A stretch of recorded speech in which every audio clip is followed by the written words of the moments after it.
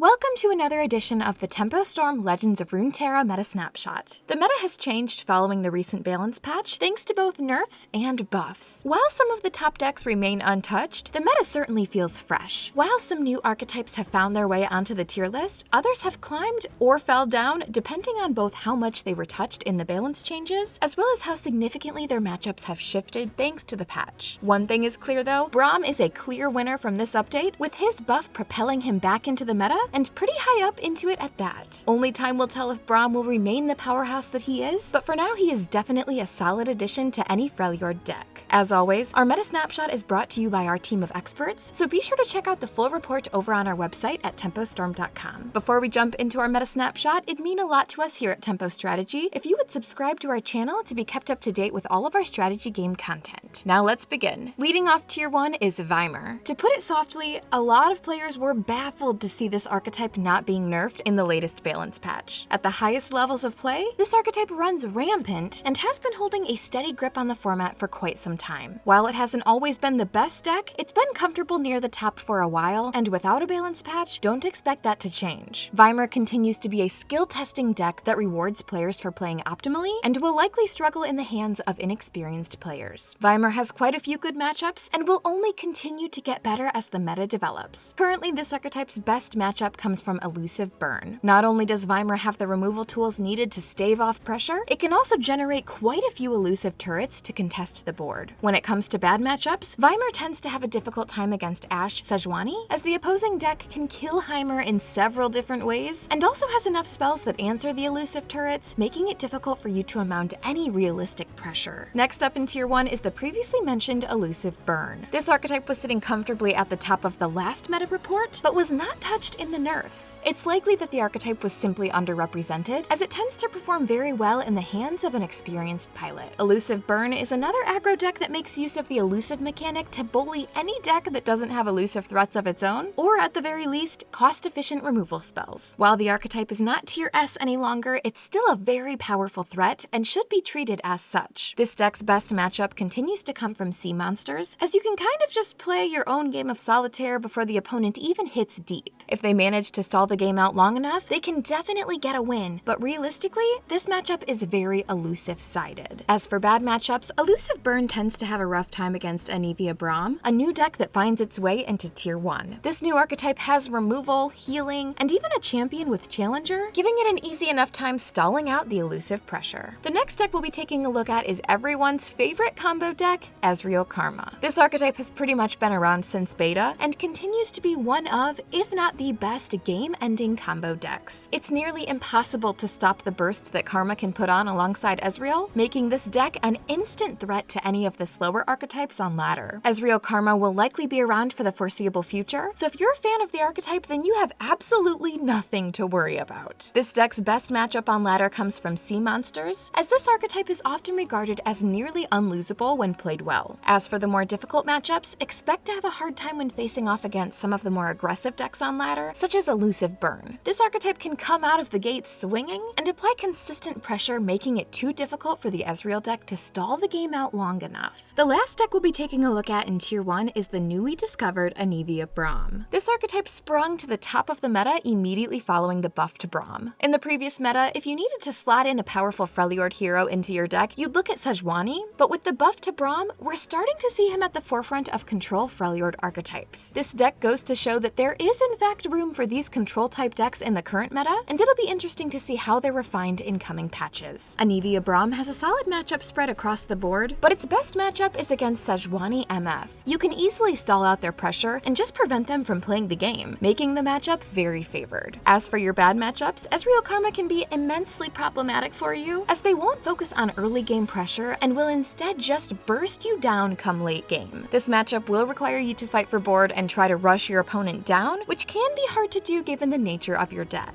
That wraps up our look into tier 1 this time around. These decks are sitting at the top of the meta currently and might find themselves shifting around given a meta change, but it's unlikely that they will drop heavily. Now we're going to take a look at the top decks within tier 2. As always, we won't be covering the entirety of the tier, so be sure to head on over to tempostorm.com to view the rest of the tier list. Now let's start by taking a look at the archetypes leading off this tier. Leading off tier 2 is Sejuani Misfortune. Due to the nerfs to the Yoink package, players are transitioning away away from running it in this archetype and are now running more tempo-based minions, such as the newly buffed Petty Officer. Sejuani MF is seeing less play now than it should be, thanks to players experimenting with new decks, but as the meta refines, expect to see it making a comeback. Sej MF has a good matchup against both Weimar and Ezreal Karma, but tends to find itself struggling against control decks, making Anivia Braum a living nightmare for the archetype to deal with. Frosted Ezreal is the second deck finding itself in this tier, climbing significantly from where it was on the previous meta report. The buff to Braum helps this archetype pretty heavily, as it seems to have done for virtually every Freljord deck. This build can level up Ezreal relatively easy, making it a solid choice if you're a fan of the champion. It has a good matchup against both Ashe, Sejuani, and sea monsters, as you can level up Ezreal early to activate your win condition. As for bad matchups, Ezreal Karma tends to beat you very consistently, making this a matchup you heavily want to avoid. The last deck we'll be taking a look at in Tier 2 today might come as a surprise to some of you, seeing as it was recently nerfed. Endure was hit in the latest balance patch, but we here at Tempo Strategy don't think the nerf was significant enough to kill the archetype. The deck is still powerful and can be a menace on ladder. It's more in line with other decks now though, so the nerfs weren't definitely effective at realigning its power level. Endure has a good matchup against both Sejuani MF and Ezreal Karma, making this a solid choice for ladder if you're running into either one of these decks. As for bad matchups, it seems to have a fairly rough time against Ashe Sejuani, as they can just clear your threats while pressuring you out, making it difficult to win. That wraps up our Tempo Storm meta snapshot breakdown for the latest Legends of Runeterra patch. It's been nice seeing a change in the meta, and even if some of the decks are still outperforming others, it's refreshing for a game to have such consistent balance patches. We're excited to see how the meta develops, and are interested to see if Weimar will continue to dominate the meta, or if it will find itself struggling in the future. If you're new here, please help out our channel by subscribing and turning notifications on to keep up to date with all of our strategy game content. We'll see you all next time!